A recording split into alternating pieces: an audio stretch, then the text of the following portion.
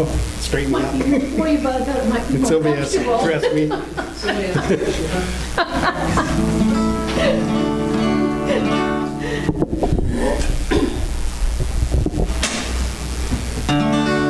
This is an oldie, one called You Are My Sunshine. I can remember my mother used to sit around and sing this all the time. You're my sunshine, my only sunshine. You make me happy when skies are gray. You'll never know, dear, how much I love you. Please don't take my sunshine away.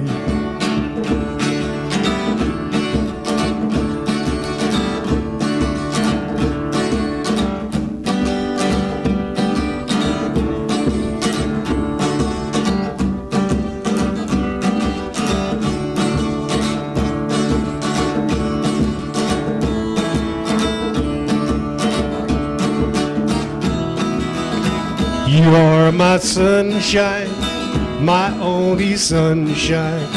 You make me happy when skies are gray. You'll never know, dear, how much I love you. Please don't take my sunshine away. Please don't take my sunshine away.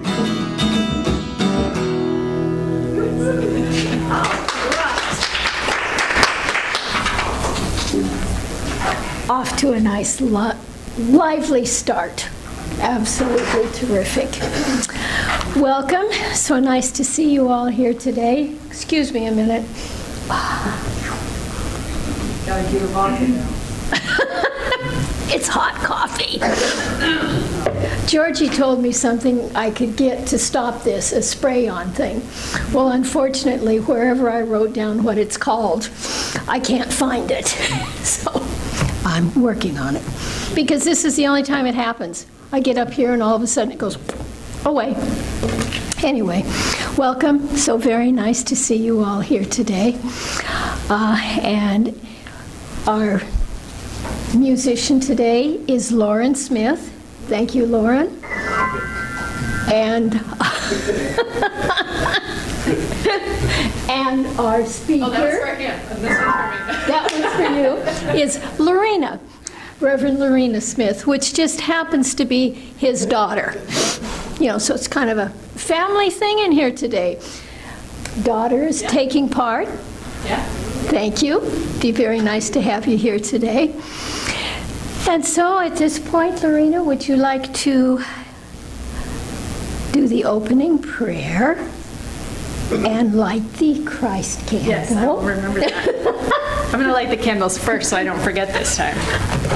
We did a real good job last week, got through all of this, and for somehow or another we managed to not get the candle lit at the right time. So first we light the Christ candle as a remembrance of that Christ light that's always burning within each of us. And we light a candle for faith, and we light a candle for peace, and we light a candle for love this week. And let's take that into prayer. Oh, sweet Spirit, we say good morning and Merry Christmas. And as always, we start our day with those two powerful words, thank you. From the moment we open our eyes, if we can just remember to express gratitude, then we know for certain it will be a good day. And all of our moments will be filled with thankfulness and love and light and peace and faith. And so we come together this morning remembering all of those things. And we leave our troubles at the door, knowing that if we choose, they'll be waiting for us and we can pick them back up if we want, or we can carry forth with all of the beautiful things we hear here today. And so we come together with open minds and open hearts and open arms for each other as we gather in community and we say, thank you, God. Amen. And I think we're going to do a song The first Noel is in the hymnal, if you don't know the words, number 267. And let's stand. How about that?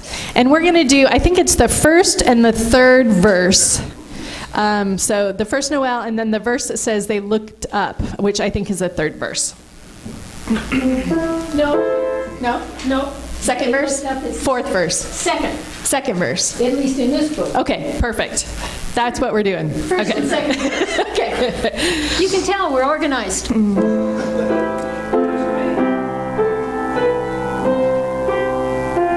Here we go. The first Noel, the angels did say, was to certain poor shepherds in fields as they lay, in fields where they lay keeping their sheep on a cold winter's night that was so deep.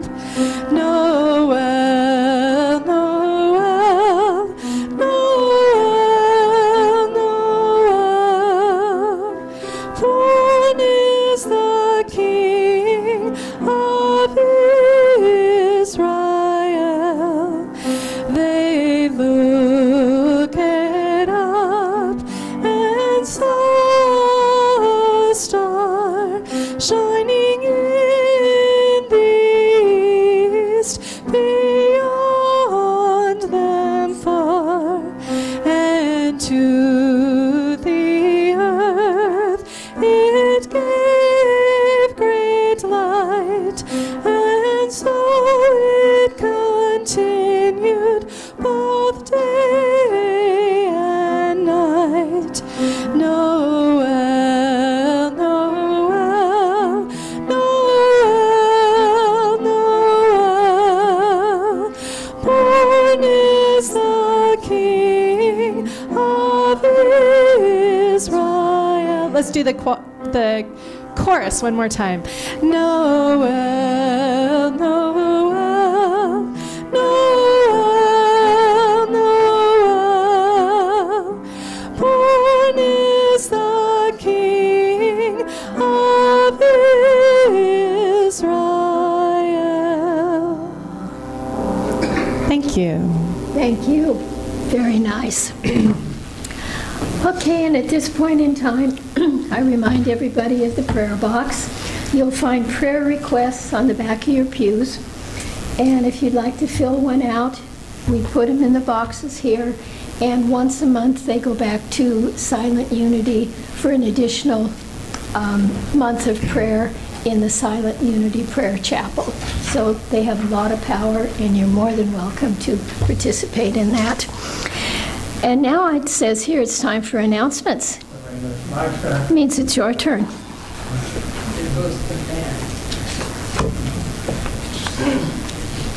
Who's getting very anxious because his new car hasn't shown up yet? Yeah. I think it's up in Sandy's where I think it is. It's someplace between here and Kansas on a truck. Yes. Hi, gang. Nice to see everybody here this morning. This is not my announcements, that's your program. So shall I read this? No, that won't work. Why don't you try this? That looks better. Okay, you can have that one. Okay.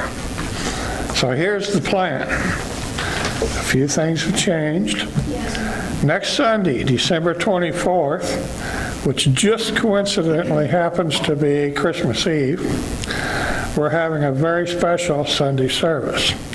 Reverend Georgie Richardson and Reverend Lorena Smith, along with a cast of thousands, have planned a wonderful Christmas service for us, beginning as usual at 11 a.m. in the morning. And Randy Burns will be along to add the music. Have I missed anybody? Probably not. Except for you guys. We hope you're here. It's going to be a really fine service. After the service, we're having what we call a simple fare potluck.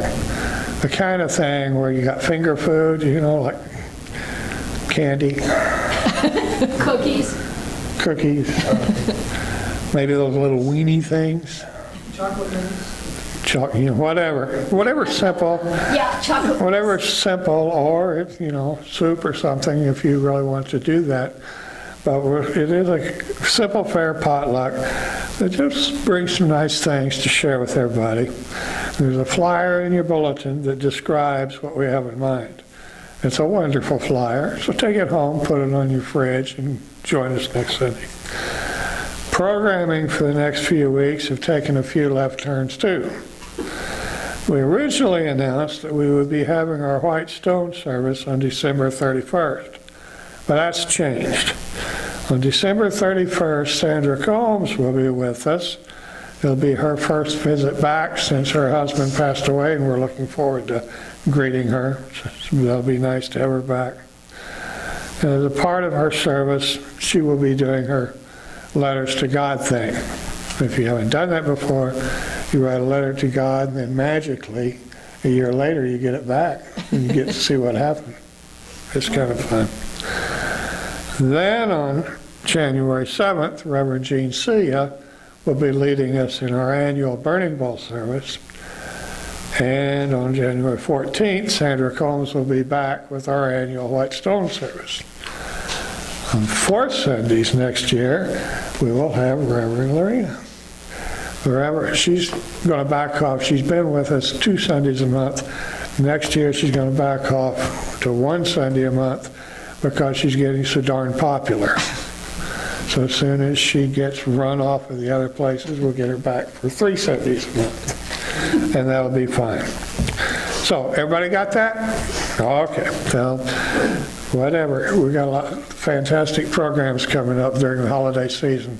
So we hope you'll join us. That's all. That's yours. I'm gone. The service that we will be having next Sunday, what we've done is, in the past, we've had a Christmas Eve service, which is a candle lighting service of the 12 powers. And what we decided to do this year, and since Christmas Eve day, Christmas Eve happened to be on a Sunday, we're combining the candle lighting 12 powers service into our regular 11 o'clock service.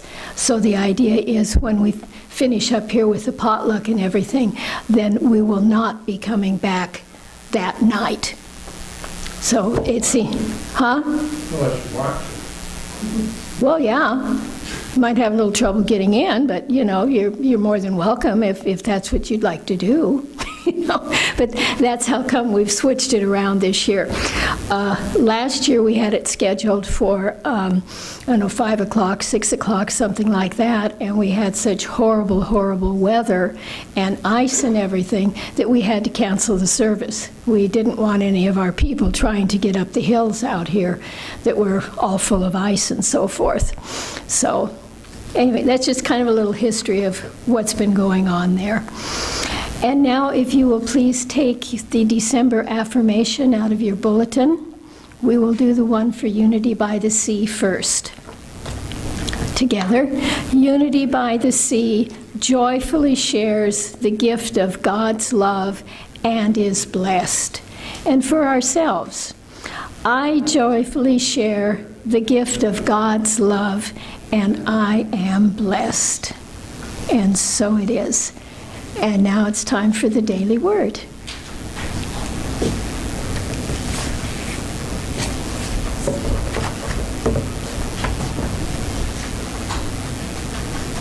I expand my own joy as I share my blessings with others. The poet Rabindranath Tagore wrote, I slept and dreamt the life was joy. I awoke and saw that life was service.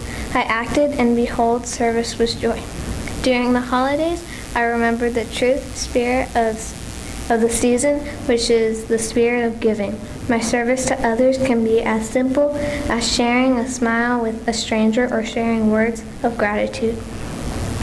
It might be as involved as volunteering at a homeless shelter or offering child care to a harried friend. With a full heart, I willingly and lovingly share my joy with others today. As I focus on abundant generosity rather than seeking or getting this season, my spirit is uplifted. I experience joy and peace, the greatest gifts of the season. For you shall go out in joy and be led back in peace. Isaiah 55:12. Thank you, honey. Another member of the family. Good job.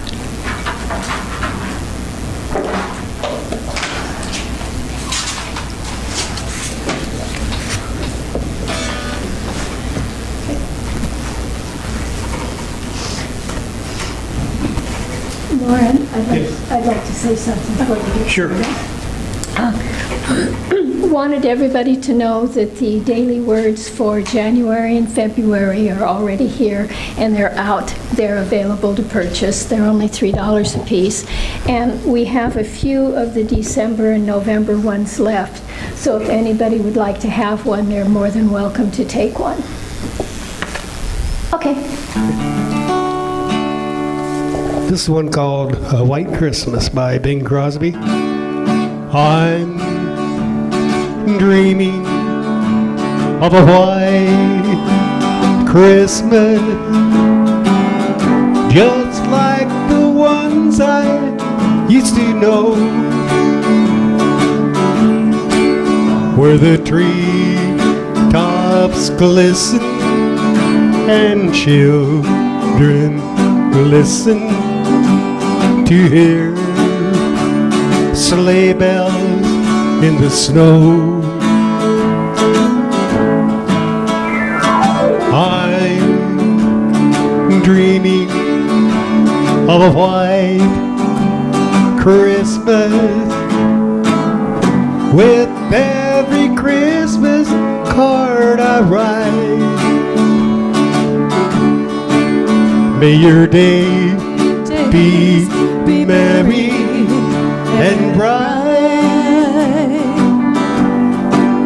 and may all your Christmases be white.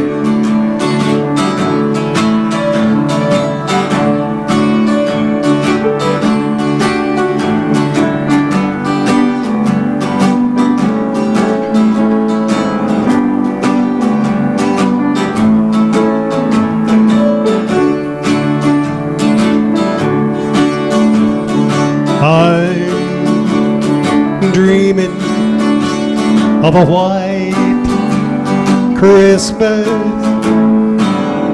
just like the ones I used to know. Feel free to sing along if you want to. Where the tree tops glisten and children listen to hear sleigh bells in the snow. I'm dreaming of a white Christmas, just every Christmas card I write. May your days be merry and bright, and may all your Christmases be white, and may all your Christmases be white.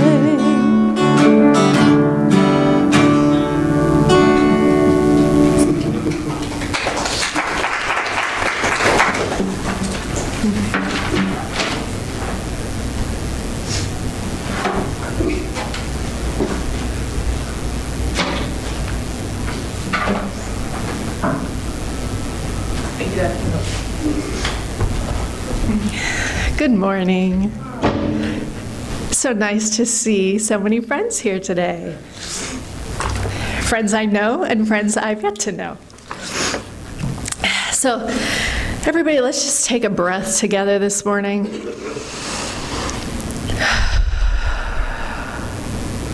Thank you. I'm feeling very discombobulated today. I'm having a hard time multitasking, singing, playing, drumming. My mind is not cooperating with me today, so we're going to see what kind of a message we get out of me this morning. So Merry Christmas, right? We're a week before Christmas, and today the topic is stitching up your pocket. And some of you who were with me the first Sunday of the month at a different church, some of this may sound familiar, but I assume that, sometimes we need to hear the same message over and over for it to really sink in. So we'll all have grace around that, right? So I was thinking about Christmas and what is the spirit of Christmas? Right? What does that mean? And maybe it means different things for everybody. But as I was thinking about it, the symbols of Christmas that I really love and really resonate with me are light. I love all the lights that appear outside, inside. There's something about it that's very touching for me. I love the symbolism of new birth. Right? That's really what Jesus, the birth of Jesus, symbolizes for us, is that new birth, that renewal within each one of us. And as I think about the two most popular ideas around Christmas, baby Jesus and Santa Claus, right? I think about how both of them are so similar because they're about newness. They're about that child within us. Because when as I think about the image of Santa Claus, and this hit me the other day as I saw Santa Claus live and in person somewhere, they never age, right? The image of Santa Claus is always the same. And the image of Santa Claus in the physical form is older and jolly, right? And it's that reminder, I think, that no matter how old we get, that inner child is still alive and well. That's what the spirit of Christmas is about. And it's about love. It's about abundance, right? Abundance of food, abundance, right? Abundance of food, abundance of gift giving, abundance of giving to charities, right? This is that time when suddenly it clicks in for everybody that, oh yeah, I want to give. I want to give in all the various forms. And I think about love and how sometimes, and I always remember this, sometimes the holiday season is a very difficult time for a lot of people. And when we think of love and we think of all that joy, we often remember loved ones who aren't with us anymore. And that can be challenging. And it can be joyful. And can we make room to have all of that, to experience all the aspects that might come up for us at Christmas? And when I think of love, I also think of love of ourselves and how important forgiveness becomes. Because as we remember those who maybe aren't with us anymore, maybe they've transitioned to the other side, or maybe that relation just ended. Maybe they're just not in our life anymore for whatever reason. Sometimes that can cause feelings of regret or of guilt, all of those things. As we remember, maybe we wished it had gone a different way. Maybe we wished we had done or said or been something different. And so forgiveness of ourself is so important, because we all know that everything begins right here. It begins with us. And from there, then we share our energies with the world. So we have to start here. So as we think about love today, Unity co-founder Charles Fillmore, he said about love, "Love in divine mind is the idea of universal unity. In expression, love is the power that joins and binds in divine harmony the universe and everything in it." And 1 Corinthians says, "If I speak in the tongues of mortals and of angels, but do not have love, I am a noisy gong or a clanging cymbal." And how many of us hear that noisy gong and clanging cymbal within us so much, right? And it's a red flag. It's an indication that perhaps we are not thinking thoughts of love, right? Because I know for myself, when I'm in that place of love, the noisy gong, the clanging cymbal, they quiet. And I laughed this morning as I was thinking about all of these things that I had on my sheet about love and how much I was trying to create something about love. And it made me laugh because what that said to me was that it was an indication that I was very much not operating from love. Because I was searching for something to say instead of just letting it express through me. It's like, note to self. This is the perfect talk for you this day, as it always is, right? As it always is. And Wayne Dyer in Manifest Your Destiny says, forgiveness means that you will fill yourself with love, and you radiate that love outward and refuse to hang on to the venom or hatred that caused the wounds. Forgiveness is a spiritual act of love for yourself, and it sends a message to everyone. It's so powerful. It's so powerful. So let's talk about magic. Let's talk about Santa Claus for a minute, because I recently watched The Polar Express, which I've seen several times, but not for a while. So I rented it a couple weeks ago, and I watched it, and I was so struck by the symbolism in the movie. And first, what I noticed is that well, how many of you have seen The Polar Express? A long time ago. Okay, almost everybody. But I'll try to give you a synopsis so I don't lose you if you haven't seen it. But the main little boy, first of all, what struck me is that he doesn't have a name. And I Googled it to make sure I hadn't missed it, and indeed, that was intentional. The little boy is never called by name. And I think that's so symbolic that he represents each one of us. We are that little boy who's struggling to believe in Santa Claus.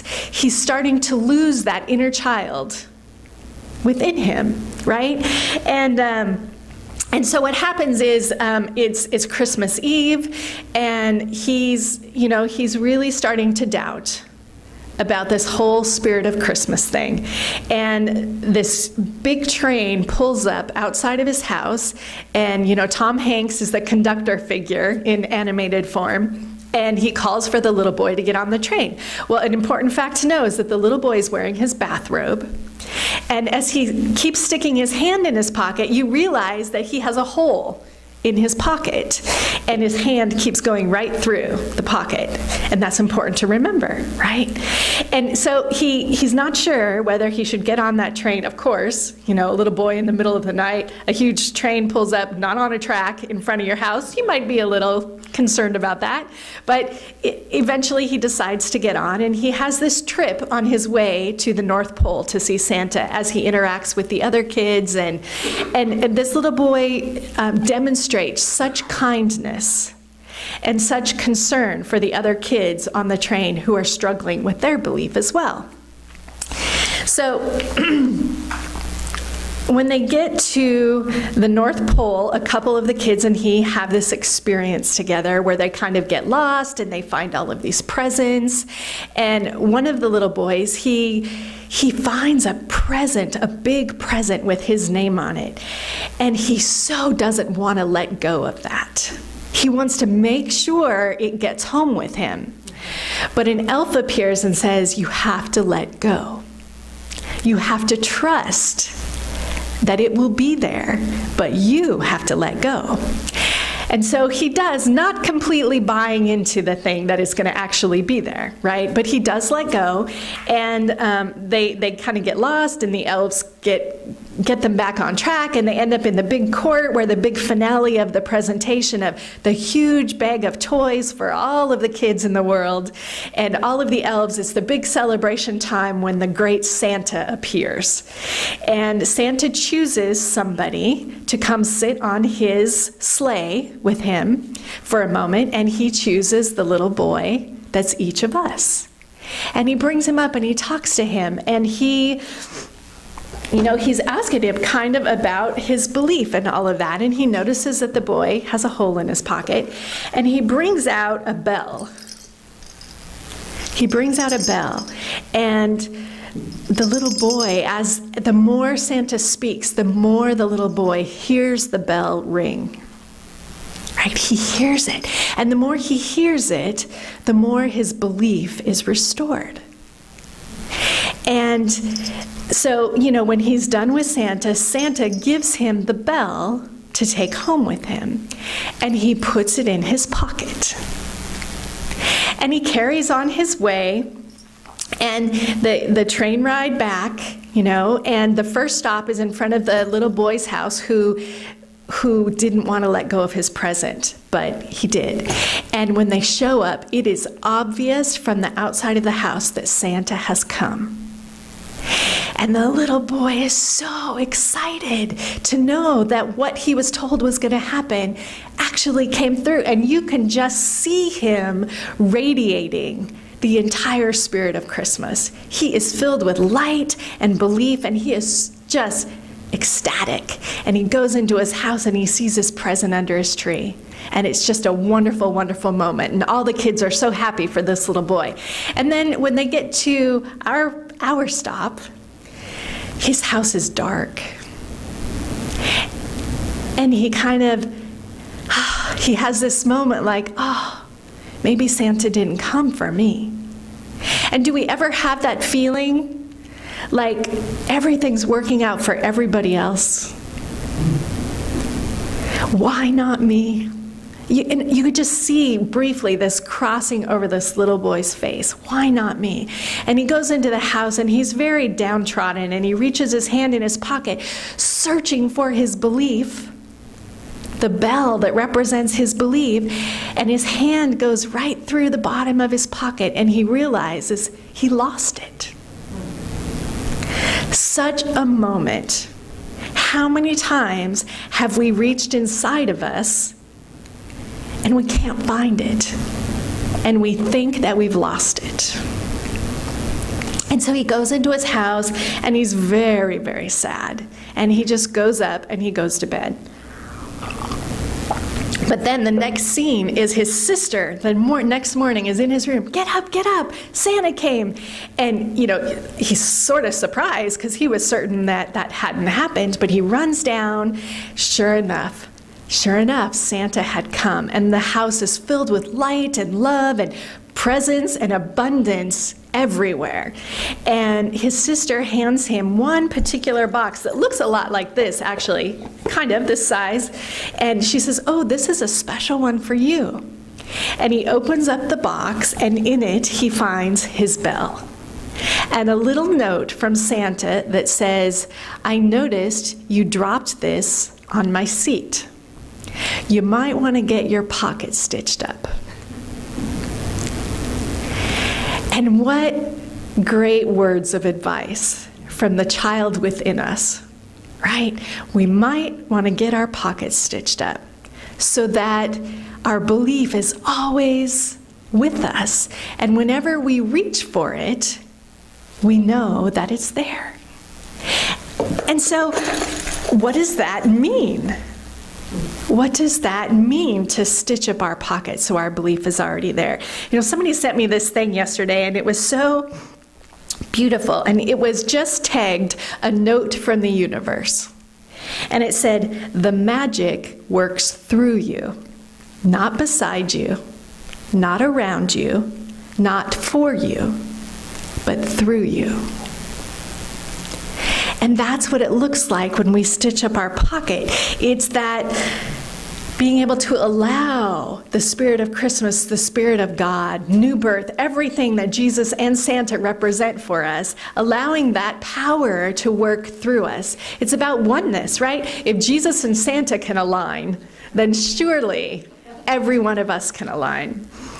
And the other day I was thinking about relaxation. Somebody said that they needed to go away to relax, something like that. And I had this question pop into my mind. And I posed it to them, and they didn't appreciate it all that much. So I knew the question must be for me, right? And it was, relaxation? Is it a place that we go, or is it a frame of mind that we live in? And when I thought about that, I thought about love. Is like that. Is love a place we go, or is love a frame of mind that we live in and from? So what do I mean about that? Well, I mean it's so easy to embody that principle of love when we're in an environment that feels loving. When we go to a friend's house or we go to a family's house where we feel safe and warm and loved, isn't it so easy to just be love? But I think the real test, not a test, but the real demonstration of our connection with God is no matter where we go, no matter who we encounter, and no matter what happens, can we still embody love?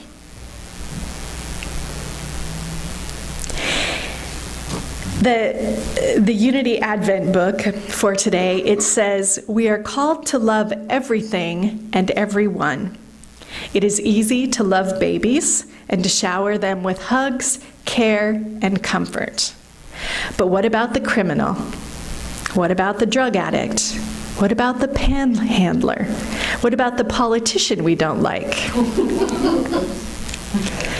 The relative who hurt us? Do we and can we shower them with love too? And I would add to this, what about the criminal maybe inside of us? What about the addict inside of us?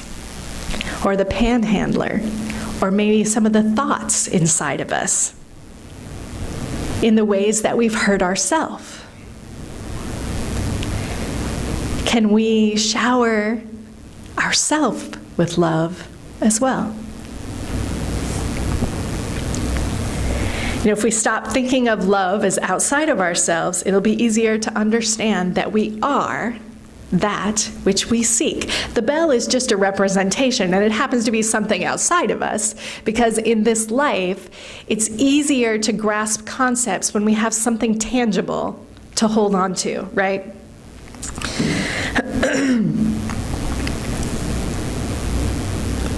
And love and all of these spiritual principles that we practice, none of them are really tangible. It's an embodiment. But what is tangible is how we express it. We can see love in expression. We can see love in an action. We can feel love in words. But we can't do any of those things if we don't have love at the core, where we start. And the amazing thing is, I can tell you, we don't have to look for it. It's already there. It's not that we have love, it's that we are love. And so sometimes in our spiritual journey, it's easy to get caught up in looking for a teacher, looking for a leader, looking for the right book, the right video, the right audio that will help us find what it is that we're looking for. And I invite you instead to look at our spiritual work as not as a seeking to find, but as more of an uncovering to know. Because we uncover to know that which we already are. So, one more thing about Polar Express. When he's getting ready to get back on the train to come home, well, when he got on the train, he had a big ticket, and the conductor stamped the ticket. He did this fancy and you couldn't see what he was doing. And when he handed the ticket back to each of us, there was a B in one corner, and there was an E in the bottom corner. And he thought, that's interesting, and he didn't give it another thought. And then when he got back on the train to return home, he handed his ticket, and Tom Hanks, the conductor, did this whole punching thing again. And when he handed it back to the boy, it was the word believe. Right? It had filled in for him. And when he went to say to the conductor, "Oh, it's the word believe," like, "Oh, I get it now," the conductor said, "It's nothing I need to know."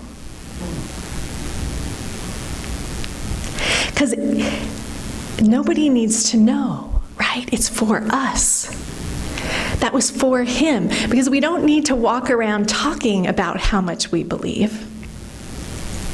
What we want to do is walk around expressing our belief. And so, what do you believe in?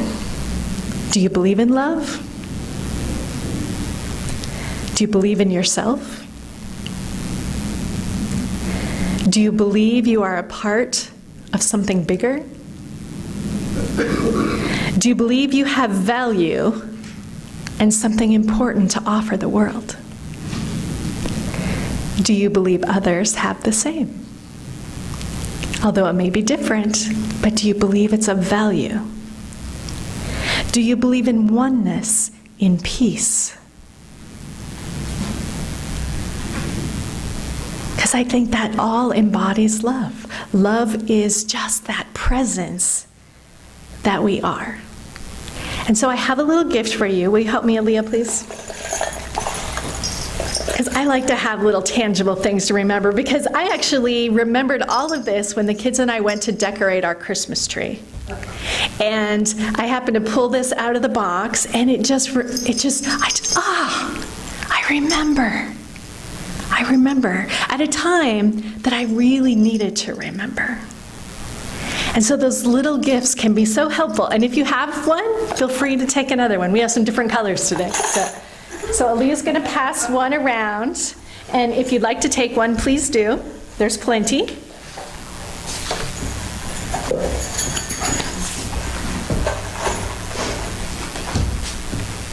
And then we're just going to go into, once you have your bell, just kind of hold it in your hand. Hold it in your lap, whatever feels good to you, and just kind of settle in and relax into that knowing that there's only love.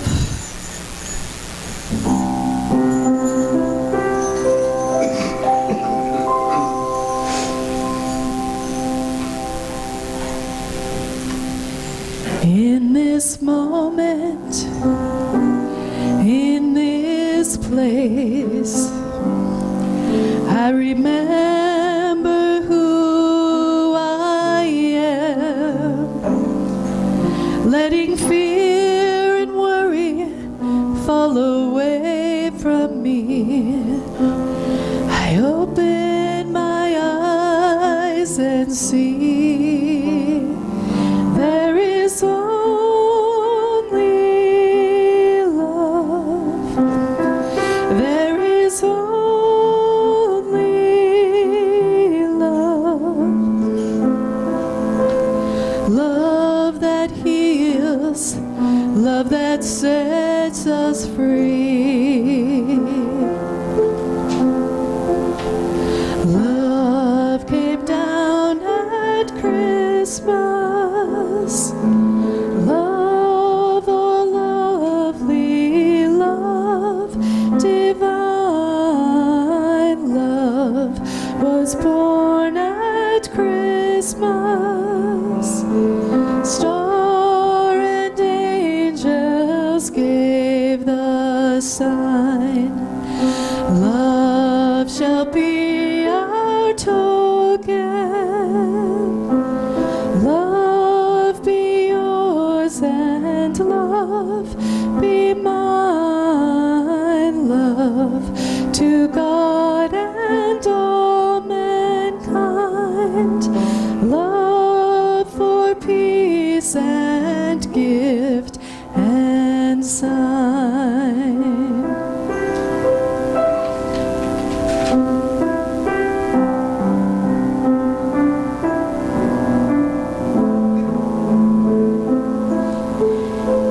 And at the end of the Polar Express, when the little boy is sort of wrapping up the movie, and you hear him as a man's voice, he says, "At one time, Most of my friends could hear the bell, but as years passed, it fell silent for all of them. Though I've grown old, the bell still rings for me, as it does for all who truly believe. And so my wish for you this Christmas is that you can keep alive that child inside of you, that love inside of you, and remember the ringing of the bell whenever you hear one, and there's lots this time of year, that it reminds you to believe. When Santa's sleigh bells ring, I listen all around. The herald angels sing, I never hear a sound. And all the dreams of children, once lost, will all be found. That's all I want when Christmas comes to town. That's all I want when Christmas comes to town.